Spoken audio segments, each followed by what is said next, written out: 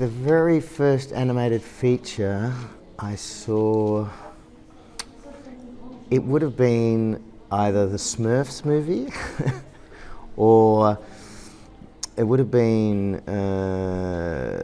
Disneyland. Every Friday we would have watched Disney, so it would be all that Cartoons. Disney stuff. Yeah, cartoons. Okay, favourite Saturday morning cartoon would have been, there was Josie and the Pussycats, Scooby-Doo. My favourite animated feature of all time would be My Life as a Zucchini, or My Life as a Courgette. Well, I think as a child we watched Bambi, and so Bambi made me cry, but I think in recent times, yeah, again it would be My Life as a Courgette. Ooh, I don't watch much American animation, but I do love Bob's Burgers. Oh, yeah. Yeah, I think I love that family very much. Yeah, well, my film is, when I start writing my screenplays, I never really know where they're going to go or what they're about. It's very vague at the beginning, but with this film I knew I wanted to tell a story about a hoarder. And I read a lot of books on the psychology of hoarding and why do we collect things that we don't need. And my mother and father were big collectors. They weren't extreme hoarders, but they certainly had a lot of stuff. And when my father died, I started to think about why do they have all these things that they don't need, So I read a lot of books and discovered that there's a psychological reason why people hoard, and it's often more to do with trauma, and that collecting all these things is a coping mechanism. So I knew it was going to be about a hoarder, and at the same time I'd always wanted to make a film about a friend of mine who was born with a severe cleft palate, and she had a lot of operations as a child, and she was bullied and teased, and she was very shy and introverted, but as she got older, she became an extrovert and very flamboyant. And I was always fascinated by how she transformed herself. How did she cope through all that, bullying? So these two ideas sort of slowly floated together, and by the third or fourth draft, I sort of had a story, and then along came Pinky and Gilbert and Percy and all the other characters. But I also start my scripts with details. I'm not really too concerned about the 3-act structure and the plot and all that. I start with a detail and then work backwards. And so I knew that there had to be snails. I knew there had to be a wheelchair that's with jumper leads to a car that explodes. So I had all these, it's like making a cake. I had all these ingredients I wanted to put into the cake. And then I had to work out a way of threading it all together and getting a balance between the dark and the light, the comedy, the tragedy, and working out the pace. I've always seen my films as sort of like symphonies, and that you start off and the music sort of builds and builds, and then you have the crescendo, and then you come down. So I spent a lot of time trying to get the rhythm and the tempo right, the light, the shade, the up, the down, It takes a long time. Well, each film, Mary and Max took about 5 years. This one took 8 years because maybe COVID slowed us down, and financing, raising the money takes a long time. But this script, I spent a lot of time. The script alone took 2 or 3 years, I can't remember.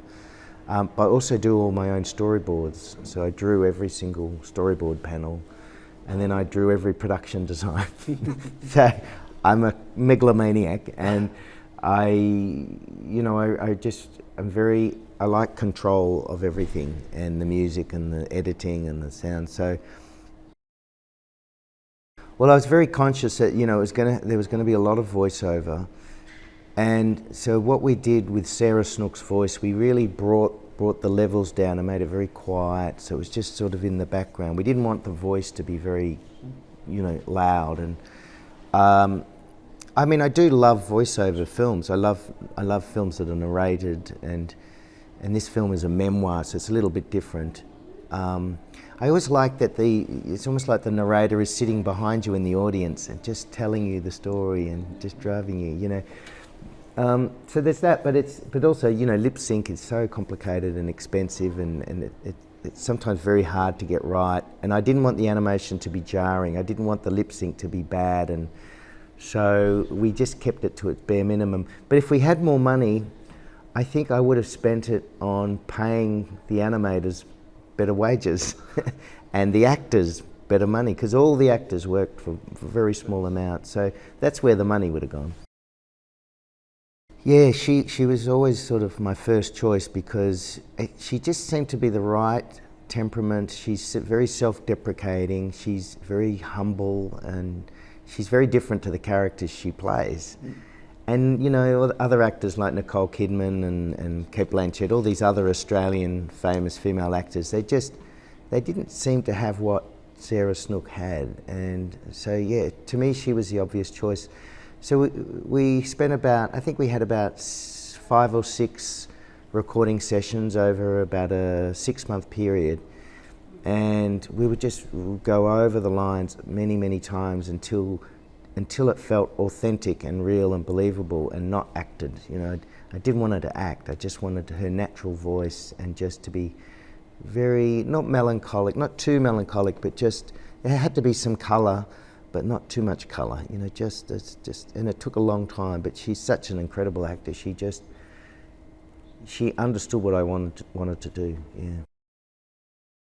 Yeah, absolutely, because I'm friends with Jean-Pierre Jeunet, and he saw my film Mary Max years ago, and then he came to Australia for some work, and we met, and we got along really well, and I told him how much I loved, you know, Delicatessen is one of my favourite films, and Amélie, of course, and you know, I've always, you know, felt there's a similarity between our works, and